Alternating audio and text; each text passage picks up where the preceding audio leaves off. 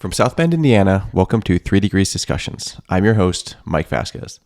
This is a podcast devoted to the stories behind the innovators, entrepreneurs, and leaders in the 3D printing industry.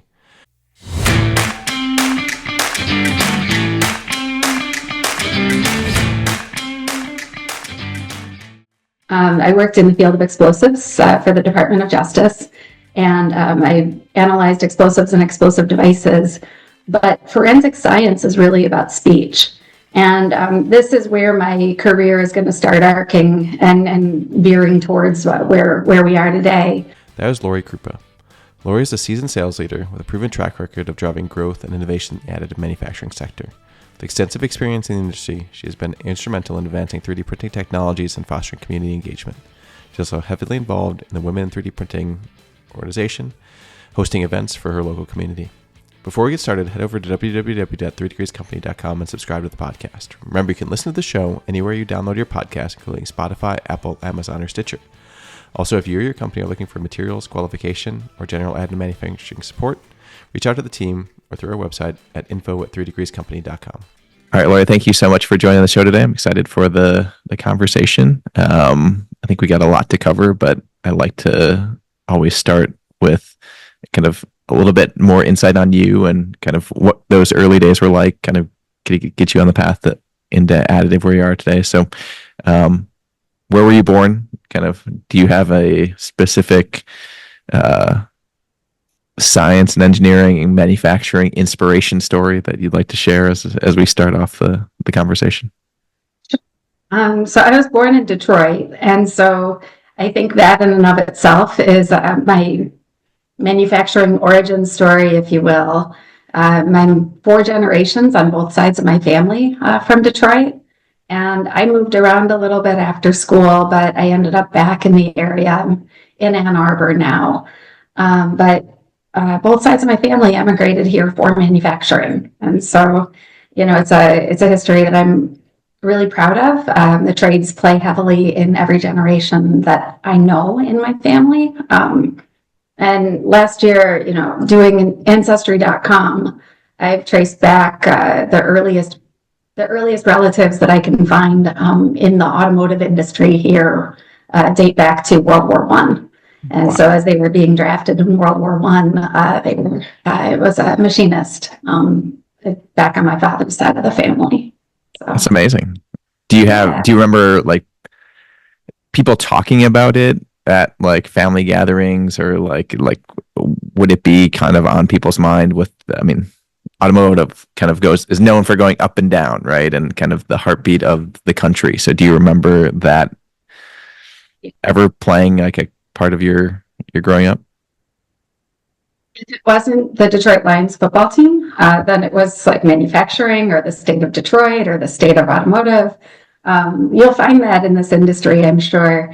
There's a lot of Detroit natives in our industry, and I think you'll find that we all have that. Our parents or our grandparents, Detroit, that we grew up listening, to the stories about. Detroit was considered the Paris of the Midwest. That was a nickname for Detroit, and I grew up with the stories of the heyday of the city, when it was really prosperous, and what people did, and what buildings. The buildings are kind of being restored now, but in my childhood, I was hearing all these stories about this really glamorous place that, in my view, was really run down. And we'd go to Detroit, and it would be not many people walking around, a lot of rundown buildings. And so this Renaissance sort of brings some reality to what we grew up with. But yeah, everything was, we knew the politics. In 3rd grade, I could have told you what a tier 2 supplier is. So that's awesome. And for you, what was the draw, right? I mean, there's the family piece and being exposed and around to it, but what was your kind of career plan as you were in high school and kind of thinking about what you wanted to do into your career? Yeah, it's funny for me. I don't think I had a well thought out plan. I was pre-med, and I think that for I was the smart kid. And so I think that it sort of was always kind of put out there that I could be a doctor. And so I think that became I'm going to be a doctor, I'm going to med school. And so I actually enrolled in college as pre-med. And so I finished a degree that pushed me toward that. But it was the end of undergrad when I realized that I really had no interest in it. I took some classes. I did some internships to put me into a practical. I actually got my basic EMT license, worked in hospitals, and by somewhere in my fourth year of undergrad, I realized it wasn't for me. And so that's where I think the shift, at that point, I had to figure out what to do. And I was taking a lot of chemistry classes, and I was very lucky at Michigan State. It was one of the few schools that had a graduate degree in forensic science. And so while I was coming to the terms with the fact that I wasn't going to med school, every day I was passing a billboard that had articles about the first World Trade Center bombing, Oklahoma City, some very big things that happened because alumni from the program were applying science to solve those cases. And so what does that mean as like a when you say forensic science, I think my mind goes to like CSI, but like, what does it mean? And what do you do? Yeah, well, and that's what everybody's mind goes to. And that is what I did. I worked in I worked in the field of explosives for the Department of Justice. And I analyzed explosives and explosive devices. But forensic science is really about speech. And this is where my career is going to start arcing and veering towards where we are today. But it's entirely about taking technical content, being able to explain technical things to a lay audience. So when you're a forensic chemist, if you're an expert witness in court, that means you can give an opinion. If you're not qualified as an expert, you can only state facts, but once you're qualified, then you're allowed to give an opinion. So I would go to court and I would testify. I believe this is black powder. I believe that this is this, and I'm rendering my opinion based on these tests. And so I needed to be able to get a jury to understand what I was talking about. And a lot of that is being able to explain it very simply, being able to look at the people and see if they're getting it, see if they're zoned out, see if they're connecting and making sure that what I have to say is relevant.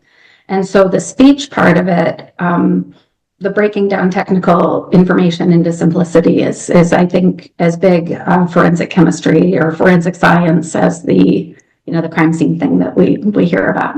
And this is deviating, but is there a case that like the public would know that you worked on? Me. So I was there for 9 years. My cases were not as widely known, but my mentor and the team surrounding him, the Olympic Park bombing, the abortion clinic bombings in Birmingham. So Eric Robert Rudolph, that case went through my lab and was worked on by my mentor, and so I was there. In fact, I was in the courtroom when Eric Rudolph pled guilty, and got to watch that play out in court. And so that's most famous for sure.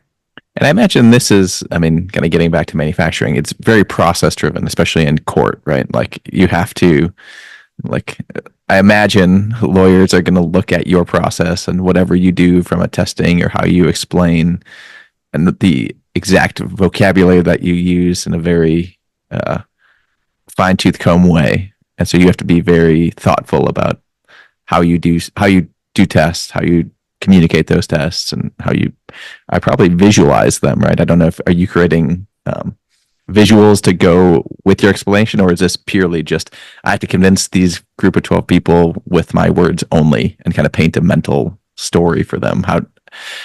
What's the communication like for the storytelling that you're doing in that context? In the majority of it is going to be verbal. In larger cases, you have exhibits and charts and graphs that you can show. Obviously, pictures of devices come in as well, or device components. But for the most part, it was verbal, and it was just in the telling. I have one. It's an unusual thing, but I was in juvenile court once, and expected it to be a very small thing, but they had launched a very, very big defense, and it ended up being quite a detailed thing on the stand. And the defense team was trying to get me to say that pyrotechnics were fireworks, and we went around countless times, and then they would go off topic and then come back and say, well, yeah, the pyrotechnics are fireworks, right? And it was just being very rigid to say, no, fireworks are pyrotechnics, but pyrotechnics are not fireworks. And finally, I mean, the judge was getting sick of it. It was frustrating. And he kind of said, all right, can you just concede on this point? And I finally looked at the jury and said, no, I'm being asked to say a fruit is an apple. And I'm just not going to say that, because I'll say an apple is a fruit, but I won't say a fruit is an apple. And I saw everyone kind of like, there was a shift in body language. And I'm like, okay, now we got it. And then they let it go. But they were going to pin their work on a sentence in a book that basically, if this was being, because the report identified a pyrotechnic mixture. And if I would have said it was fireworks, they had a sentence where they could say, then this is legal. And so it was this whole big thing underneath it. But we spent so much time in going at that. So it is all about language. Behind it is a tremendous amount of process. Working groups come together and define very rigidly what you can do. There's a lot of case law that you have to, for example, you don't base anything on one single test. You have confirmatory tests unless something is deemed by the community to be inherently confirmatory. So yes, there's a lot that goes behind it. And so kind of bringing it back to additive, what was your first experience for 3D printing? When did that cross paths with what you were doing? Yeah, so while I was working as a chemist, I was the primary, we were all assigned to certain techniques as our primary area. And I had some of the materials characterization and X-ray fluorescence and X-ray diffraction that were sort of under my charge. And I ended up having an opportunity to move into sales with one of the pieces of equipment that I used. And so at that point, and everyone always asks, why did I shift from something so cool into the sales side of things? And I'll just say bureaucracy, and we'll just let that cover everything. It was an opportunity to go off and sort of work more autonomously, sort of have more control over my fate, if you will, in sales.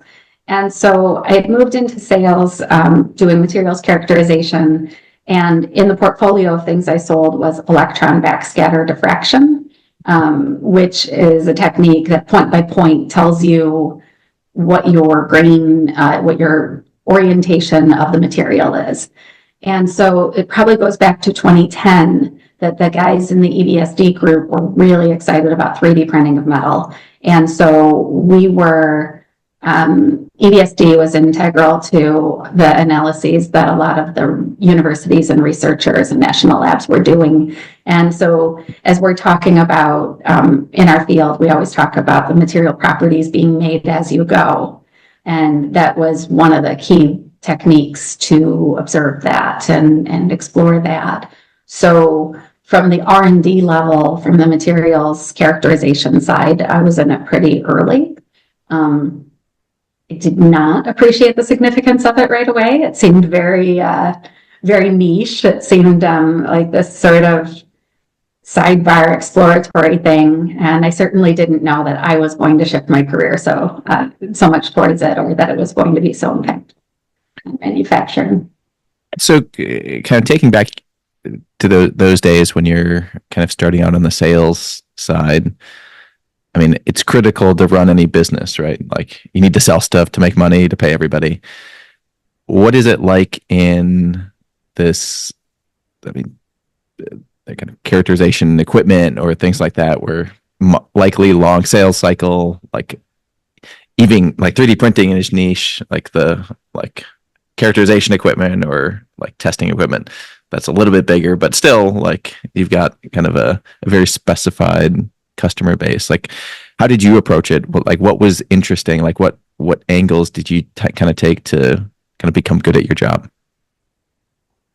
So I think that, and this informs a lot of how I've taken, pivoting from sales to sales leadership. Where I was successful in selling was I started out selling equipment that I used, and I really had my hands on it. One of the core piece of equipment that got me into my role, I could tear it apart. I could put it back together. I used it on a daily basis. And so that gave me a base to sell very authentically, with my own personal experience with it. When I was working as a chemist and I was doing device identification or material identification, I might use 12 different pieces of equipment in a given case or a given week or something like that. And so my attitude on sales and like a sales approach is really informed by that. No one thing was, I mentioned, you have to have a confirmatory test. So by definition, there was no one piece of equipment that was going to do my job. Everything was complementary. And in turn, if a salesperson came in and wanted to approach it that their thing or their feature was be all end all, and that was the only thing I should care about, I just couldn't get there. So that's kind of been my sales approach as well, with the materials characterization and even on additive manufacturing, really trying to take an understanding of so I do a very solution selling approach. What are you trying to do? What's important to you? And I tailor what I offer to that. Mm-hmm. And right now, a lot of it is like making a great part. So I think about the part. I don't necessarily think about the single piece of equipment. I just try to think about how that fits in there. And that was my approach with materials characterization. In some cases, I was selling to researchers where that is it. That was the thing they were going to do. And their concern might be measured on an angstrom scale. And so I would dial in on that. But now in additive manufacturing, it really comes down to getting the part across the line and having full confidence in it. Mm-hmm. Got it. And with that, I mean, do you want to talk about kind of what was your first job in 3D printing? Like, where did that shift come? So how that came about, so I was working in the materials characterization space for a long time. During the pandemic, I took a break and just was trying to figure out what my next move was going to be. And, so I was landscaping my yard. It was a really good time. If ever anyone has the opportunity, I recommend it. But I really stepped away and thought about what do I want to do? Where am I going with it? And, but I'd been off for about 6 months. And so I was really kind of hitting okay, I should do something. I need to find something. And so I was about to settle in on something that, I was very close to signing for something back in materials characterization. And I read an article on LinkedIn that was written by one of my former customers, and they were describing an approach with additive manufacturing materials that I thought was really cool. And I commented on it. And then I woke up the next morning to a note from a former colleague at Additive Industries. And they said, hey, I saw that you are currently looking for a sales role. Would you be interested in selling? So I came on with Additive Industries as a territory salesperson for laser powder bed fusion. Awesome. And so what were those first few months, weeks like in terms of getting into the industry and kind of drinking from the fire hose? Yeah, I think that sales, as a phrase I've always used for it, is that you have to be willing to be comfortable being uncomfortable. And I came in and just realized everything I think I know about selling capital equipment is on its head. I mean, that's fundamentally what I will say. And in the best way, I think that in other more mature technologies, there's almost a cadence or an understanding of how it goes. And here, the technology is really young. A lot of the leaders are really, young in the sense of inventive and coming at this new. And so some of the dogma that I think exists in other spaces just doesn't exist here. And then the complexity of finding value in a machine when you've got these long qualification cycles. And, I came in right at the end of the kind of honeymoon hype of, so I stepped in right as everybody was sobering on the reality of the printing as well. So, I sort of stepped into a strange space, but a good one from a learning standpoint and a strategizing and how are we going to get this great technique out there and make it realistic. Do you want to walk through in your mind, like what does a successful run of, the steps to sell a machine versus when it doesn't work? Like what's the compare and contrast of, where is it, within the first conversation, like, like this isn't going anywhere, or like I'll revisit this guy in 5 years.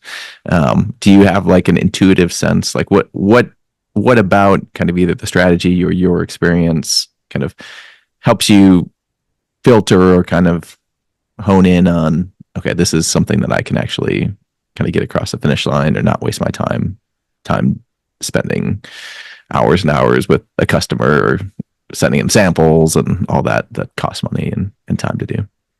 Yeah, and so again, I would say that the chaos level is a little bit, there's an unpredictability to it that you can be very wrong a lot with that, but you nailed it. What you want to do in this space is you want to make sure that you're not going down a wrong path. It's a disservice to you or your business you're representing, and it's a disservice to the person who is, a prospective customer. So I'm very process oriented, and there is a discovery. If you go through sales, traditional, there's a lot of selling models, but almost all of them fall away sort of a discovery phase. And then at the end of discovery, there should be sort of agreement that, yes, this is a good technique and this is the right, we're in the right lane. And then you get into a proposal phase where you put a solution forward and maybe it's competitive, maybe it's not. But then at the end of that gate, you want to be at a phase where your proposal is the strongest for solving their problem. Be it against the different technique, a competitor selling the same technique, or what else the business could be directing their energy toward. And so if you get there, then you get into a negotiation phase and what's it going to take to kind of close this. And then from there. So with each one of those gates, the discovery I think is most important. And I would so much rather figure out early on, this technique doesn't really do. what this person thinks it's going to do. They're asking for things that are unrealistic. You do get in that. I think in my experience, people are generally good natured. So I usually will assume people are coming at it from the base level. If they're asking for samples, it's because they really think that that's going to help move them forward. But making sure it's good, making sure it's going to represent the technology. People are experts in their own work, but sometimes someone will come in with a part and say, hey, if you print this and I show my boss, then he's going to give me $2 million and we're going to buy a machine next week. And okay, but that part is going to take forever and it's going to be fraught with problems. It's going to be a pile of distraction. Yeah. And if you show this to your business owner, they're rightfully going to say that technique, so let's hone in, let's find a good part. Let's, you're bringing something, but let's find something that tells the story. But yeah, the earlier you can say no to things, the better. But ideally, if there's something there, it's a no, but a pivot and an education. Keep people moving. How did you deal in the additive space? In my observation, like you go to the trade shows, like there's a lot of times, or like companies, they'll have booths and things like that, but the audience walking around, they're the engineers, right? Like they're not the ones that sign the check. So like there's layers, right, of the onion that you have to convince. And like just like your example, right? Like, okay, you can convince an engineer, but then you kind of have to rely on them to sell you in the company to their boss or whoever it is. Like, was that kind of what you found? I mean, especially with capital equipment, right? Where it's the machine is an investment, certainly, but there could be plumbing, there could be like infrastructure changes and changing the door to get it in and all that other stuff that comes with it. So what was that kind of process that you went through to say, okay, I can convince Steve on the job who really likes the parts, but there's like 3 layers above. I need to really get to Susan, who's going to write a check, right? Like, what did you ever find that dynamic, or is that just me? No, that is the dynamic in any kind of sales, any complex sale, and I think just respecting that. Especially, I mean, it's a difference if you're selling to a major prime versus a small business. It's a lot of money regardless. And even if you're selling into a huge corporation, this is money that once it's spent, it's not going to be available to spend otherwise. And so I think you have to respect that engineers will get one shot at it. It could be business changing if it's a small business. If someone brings me in and they really like the technology, I think it's all about earning trust. And I think that, I've been at this so long. I've been selling for almost 20 years, and jamming a sale through, transacting, just really kind of force fitting it to win the deal is going to have such negative fallout that I have not even just so little interest, but such an aversion to that sometimes I'm qualifying harder than my prospects are. And well, wait, have you thought about this? And I think people catch on really quick that bit's sincere. And so open communication. Okay, I know you really like this. I know you want to talk to Susan. I might be able to help you. And because, I can show the value behind this bit. Do you think that we could have a conversation directly? And it really does make it go better. It really does generally move the engineer's goals forward faster if they have that trust. And sometimes I think people are inherently skeptical of setting a salesperson loose in their business. That could be like a runaway train. And so I think you have to show people that and then you have to prove it. If I ask for a conversation and here's why, just staying true to that and not going off keep maintaining people's trust, I guess, is the big thing for me. But yes, going to a trade show, so many conversations are going to be because it's cool. And if you chase them all and you put the expense into it, in metal AM especially, melting metal is expensive. So if we build things for every single person we talk to, that's tough on the OEM business too. So you have to be selective in how you manage that, and your bandwidth and your operating costs as well. And so you're no longer with Additive Industries. Like, do you want to talk about kind of where you are today, and kind of what's your focus on in the AM space? Yeah. So I'm very excited.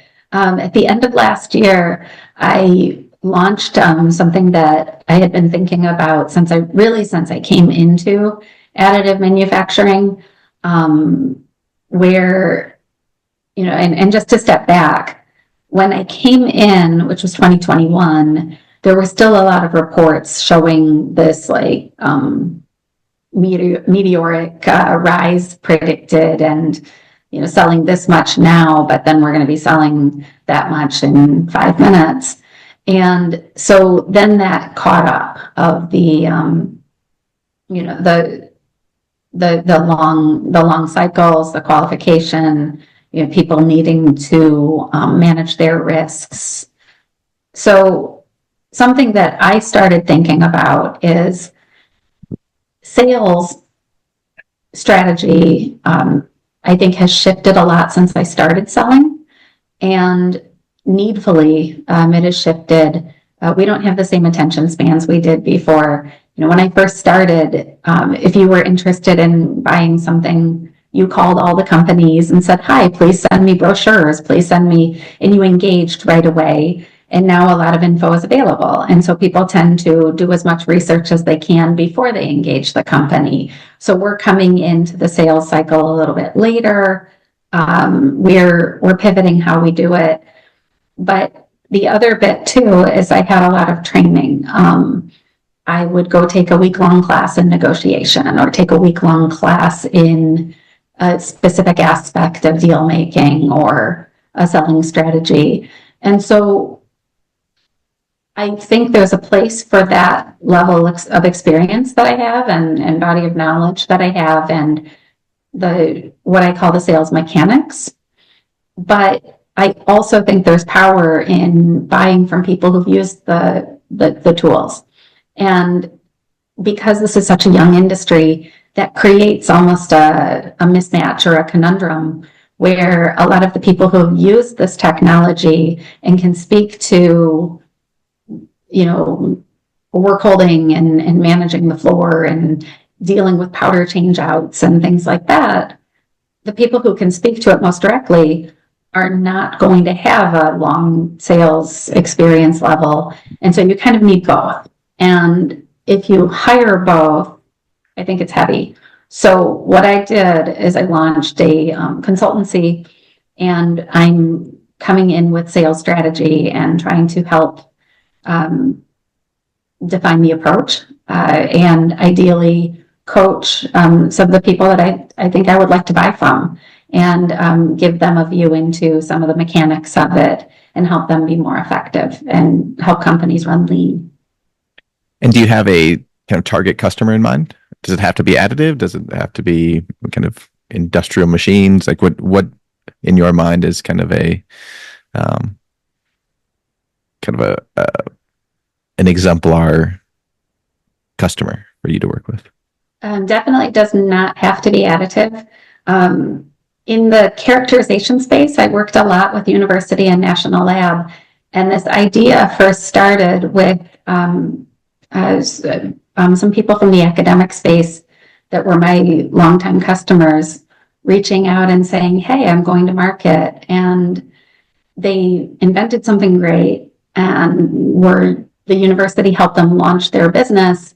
And then at that point, it kind of, you fly free. And so then it was, okay, now that I'm out here, how do I go to market? Where do I take my tech? How do I make this work? And so I was giving advice. And so I think that I want to work with good tech that I believe in. So first and foremost, if I see the sales proposition and I see the value right away. So startups, scale ups that are engineering led and have something really good. And I think that I can help accelerate, not wholly disrupting it, just kind of, making helping create a commercial structure, but letting the technology and the business retain what's great in their engineering led business. That's awesome. So just a couple kind of wrap up questions on that. So you mentioned that you had gone over and done a bunch of kind of outside courses, things like that. Is there one that sticks into mind that you'd recommend to others? So again, I was really lucky.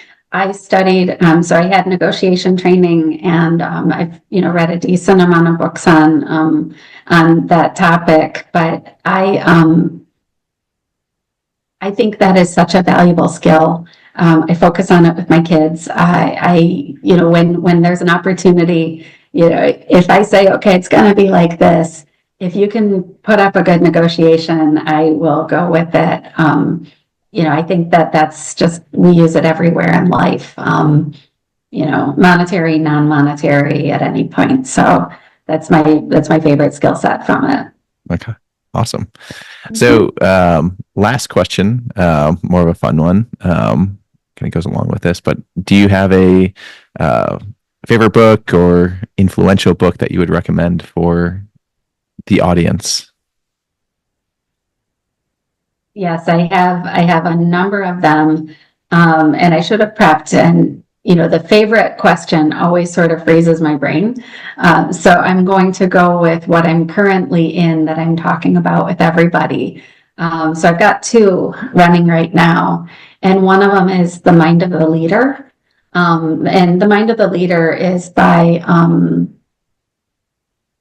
Hugard and Carter. And it's a focus on presence and selflessness and mindfulness and how that can be channeled into successful business. And I'm finding a lot in there. Another one that is really personally valuable to me is called Chatter. And there's more to it. And it's about harnessing your inner voice and being able to recognize how you can, how we're influenced, where our internal monologue comes from, and how we can sort of channel it, how we can use it to be more effective. And if I can, just a quick anecdote on that one. My son had been struggling with riding his bike, and he was just kind of getting it and kind of not. And he was having a tough time. He had ridden, and then when he went back out, it wasn't coming again, and he was really frustrated. And so we went inside to eat lunch, and then we talked about that, and then we just sort of repeated some things like, I can do this. I've done it before. I'm strong, I'm athletic. And we just repeated some sentences. And then he went out and got on his bike and rode it like it was nothing. But as the outside observer, his body language, his mechanics going into it was totally different than it had been 30 minutes prior. And I asked him, I said, were you repeating, I can do this? And he got a big grin and he said, yeah. And so it was just neat while I'm reading this book to see that play out. Totally changed his approach and his success and everything. So the Chatter one, I think, is really tactical. And Ethan Cross, I think. I have to think about that one. But anyway, I should know. I believe it's Ethan Cross, but that one's he's a U of M professor, U of Michigan professor, and it's a great book. Awesome. So people want to find out more information about your new business and how to get a hold of you. Where would you suggest they look? Definitely connect with me on LinkedIn. My business is Clearlake Insights. And that LinkedIn is the easiest way to get hold of me, I would say. I welcome it. Thank you. Awesome. Thanks so much, Mike. I really enjoyed the conversation. I am an avid listener and appreciate what you do. Sounds great. Well, we'll see you at Rapid in a couple of weeks. So this will be out just after Rapid. So I'm sure you can see the listeners at other events throughout the year too. Thanks so much. All right. Let's see.